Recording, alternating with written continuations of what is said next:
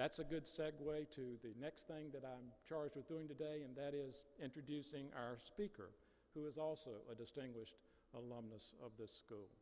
Rick Klau is the business product manager for Blogger at Google. I will not attempt to share with you all of the things that he has done, but I'll refer you to your program in which we have biographical information about him. But I will take just one moment to maybe paint the briefest of narrative portraits of him and tell you a little bit about who he is versus what he has done. If you would ask his friends and colleagues, I think they would tell you a couple of things. First, they would say that he is a contributor. He is somebody who adds value, who makes a difference. And that was evidenced even when he was here at the law school, as he was the founder of the Journal of Law and Technology, and certainly continues into the activities that he is involved with today in business and professional life.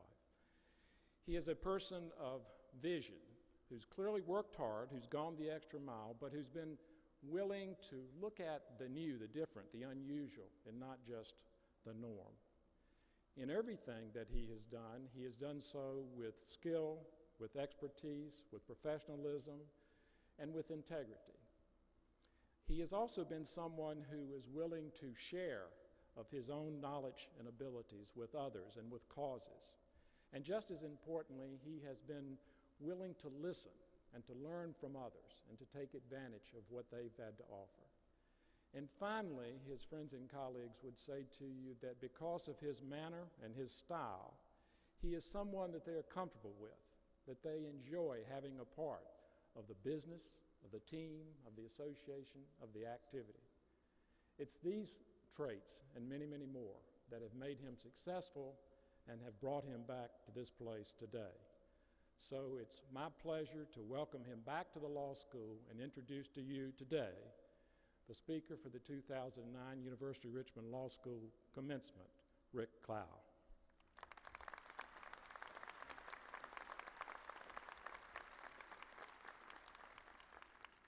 Thank you, Rob, for an absolutely phenomenal introduction. I hope I do it justice. Dean Douglas, President Ayers, member of the faculty, most importantly, graduates, I'm honored to be here. I can't tell you how much I appreciate the invitation to stand before you and share this day. When I showed up at Richmond Law, I had no idea where I would be after graduation. The thought that I'd end up at one of the world's most influential technology companies was furthest from my mind. Much to the chagrin of my parents, even a few faculty members here today, I never chose to do something because of where it would take me. Looking back, it's obvious to me that this is one of the lessons I learned early. If you think you know exactly where you're going, you're not far enough away. Today, my path from Richmond Law to Google seems almost direct. I joined the ABA as a student. I founded a law journal. I wrote a tech column for the ABA, got a job through contacts through the journal and the ABA. One of those contacts in the ABA asked me to write a book with him. And on the phone one day, he told me how one of his clients, a Muslim citizen, was locked up after 9/11 without access to counsel for weeks. We wondered what we'd tell our children when they studied this period in American history. And that week, I made a call to Vermont and became one of the first few dozen volunteers on the Dean campaign. That didn't go exactly as planned. But friends from the Dean campaign got hired to work for a little-known Senate candidate. They needed a local, and that's how I came to manage President Obama's campaign blog when he ran for Senate in Illinois. And at that point, I was too excited by what was going on the internet to let it remain a hobby. So I joined an internet startup in Chicago. We got bought by Google. I did say almost direct. Of course, I almost didn't make it through the front door at Google. Unlike nearly every other company on the planet, Google interviews the employees of the company it acquires. As a company that receives more than 1 million resumes a year, Google, it can be awfully demanding. One of my 12 interviewers asked about my GPA in law school. I didn't remember, but I offered 2.8, 3.0, somewhere in there. And he looked at me and asked, why so low? And I panicked, because I realized it wasn't a joke, and the answer might determine whether I got the job or not. And so I answered. I started a law journal. It was the first to publish online. It was like having a full-time job while being a full-time student. And then I got an award at commencement from the faculty. And I said it just like that, a run-on sentence, no punctuation. And he looked at me and he paused. And he said, you know, there aren't many good answers to that question. That was a good answer. The reason that answer worked, and the reason I'm here today, is that I've been blessed to always be passionate about what I do. I've never known where the path in front of me was leading, but my passion guided me through challenges as well as some successes. When I was young, my dad often asked, what are you passionate about? More, I think, because it was clear not much at the time. It wasn't until high school that I started to get a sense of my answer. I read the Supreme Court's ex parte Milligan opinion in a lesson on the Civil War. A straightforward case, it established that even in times of war, the president's powers had limits. An amazing concept, I know. I remember grasping even then the genius inherent in our Constitution, and I knew I wanted to be part of a system that guaranteed that individuals like Lambden Milligan got a fair trial. In college, I wrote a column for a school paper about the Gulf War. It was 1990, 3 years before the web was invented. I was exchanging email with Israeli students in Tel Aviv and Saudi students in Riyadh. My column, for a tiny school paper read by a few hundred students, had direct sources from 6,000 miles away. The world was orders of magnitude smaller than when I had left high school, and I knew the internet was fundamentally changing life as I knew it. At Richmond, a dozen of us were convinced that these fundamental changes would apply to the law as well, and we started an online law journal. Within weeks of publishing our first issue, we had visitors from Fortune 500 companies, government agencies, nearly every law school in the country, and individuals from around the world. The ability to reach all corners of the globe with little more than an internet connection and something to say was exhilarating. A few years out of law school, I worked for a former partner of Dean Douglas. He'd started a company that built private networks for litigation management, and one of our users shared with me the secret to keeping his clients happy. Out of respect to the many Southerners in the room, I will not attempt to reproduce the Southern accent, but trust me, this is better when said with an Alabama drawl. Biggest item on any bill I ever send a client is one word: thinkin'. I've always loved that comment because it speaks to me of the immense creativity at the heart of law practice. It's not what you read, but it's the passion you bring to what you know that separates the great lawyers from the merely good lawyers.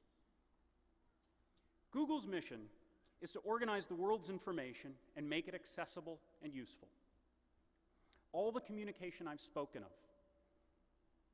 whether through blogs, social networks, email, yes, even law journals, means it's increasingly possible for companies like ours to deliver on that mission.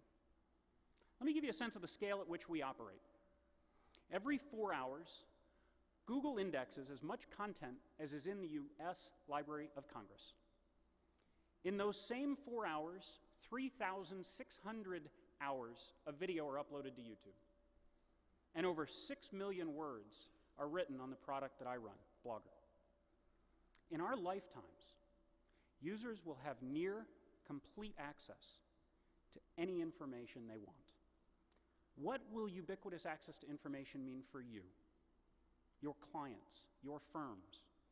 Think for a moment how the practice of law would evolve if all the world's information, including legal source materials, were searchable online by anywhere, anytime, for free.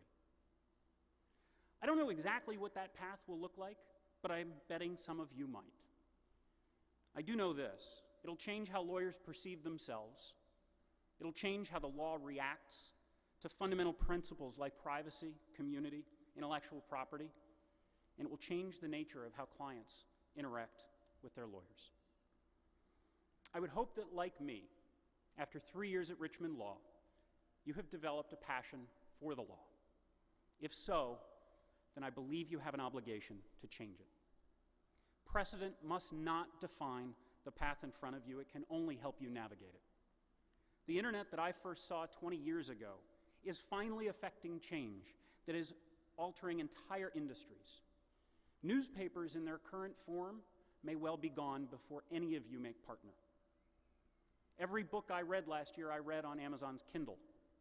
Sales of CDs and DVDs are falling, even as iTunes downloads surpassed 1 billion, and Amazon can deliver movies to my TiVo in high definition.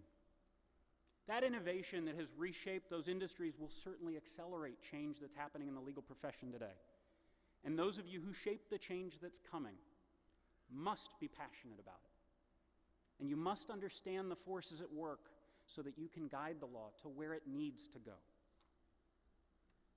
To those of you who, either after practicing or graduating today, have found that passion misplaced or worse, lost, stop. Passion for the law does not need to mean passion for the practice of law. My path, after all, is an alternative path. And a word about alternative. When I chose to join a tech startup after getting my law degree, the first word out of my dad's mouth was most certainly not alternative.